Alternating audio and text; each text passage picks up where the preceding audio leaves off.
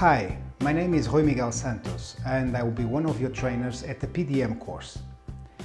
I think that it's important that we start by clarifying some key concepts. The basic unit in the development industry is the project.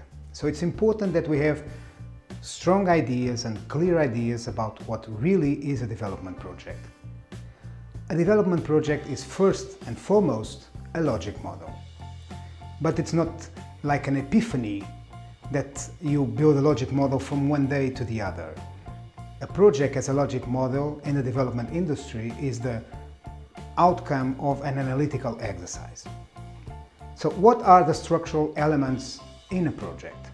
First, inputs, resources, means that fuel activities, actions that you perform.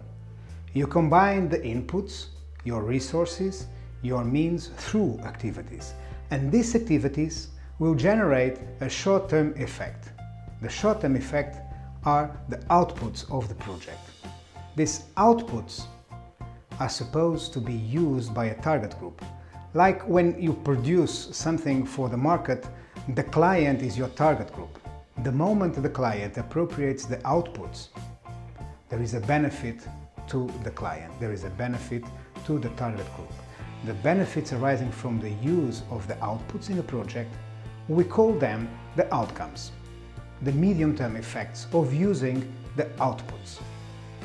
And the outcomes, the medium-term effects, when they are sustainable, they will generate impacts. Impacts are the long-term effects of a development intervention. So the structural elements in a logic model are the inputs that fuel activities, activities that once combined generate outputs, outputs when they are used by your target group generate benefits, those benefits we call them the outcomes. And once those outcomes are sustainable enough to continue the string of benefits throughout time, we call the long-term impacts of the project the impacts. Now, let's give an example from real life. A bottle of mineral water. In this bottle of mineral water, you'll find several inputs. Well, to start with, the water itself, the bottle, the label, and the capsule. So you have 4 inputs. These 4 inputs are combined by a set of industrial activities. A machine comes and pumps the water inside the bottle, another machine comes, puts the label, and finally the capsule. Once all these inputs are combined through a set of industrial activities, you have your output. When I, as a consumer, me as the target group of the company, buy the water, I open the bottle and I finally drink the water, there is a benefit to me. This benefit is the outcome of the project. And if I'm happy with this product, I will come back for more, I will buy more bottles of mineral water, and the company will have more profit. Those are the impacts of this project. So you see, a project is mostly the combination of all these elements.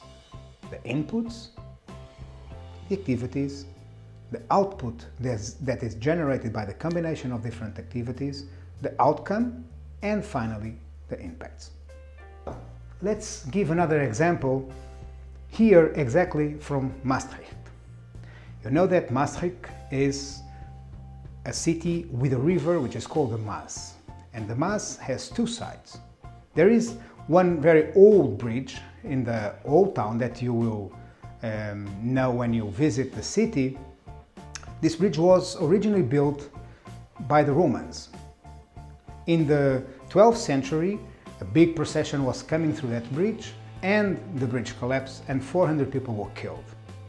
A decision was taken to build a more sustainable bridge. This bridge was rebuilt and was inaugurated in the late 13th century. It's the very same bridge that you will find today in Maastricht. One day, a decision maker here in the city concluded that it was important to build an infrastructure to connect both sides of the river. They combine inputs, stone, engineers, workers. The activity of both through a set of actions generated an output. The output was the bridge. But the outcome of the bridge only was achieved when the citizens of Maastricht start using the bridge to increase mobility and transfer goods and services from both sides of the margins. More mobility led to more shops, more industries and more shops, more jobs, more economic development. Here, the bridge is your output. The increased mobility of the citizens of the city was the outcome, and the economic development was really the impact that the decision maker intended to achieve when they invested in this development intervention. So, to recap, a project is a logic model. This logic model is made of several structural elements. Inputs that fuel activities, activities that once combined generate outputs. The outputs, when they are used by your target group, generate outcomes, medium-term impacts, effects. And those medium-term effects, if they are sustainable enough throughout time, they generate impacts.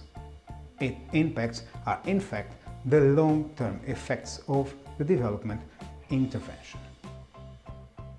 Consider the intrinsic level of project, the inputs, the activities and the outputs. This is what the project manager can control.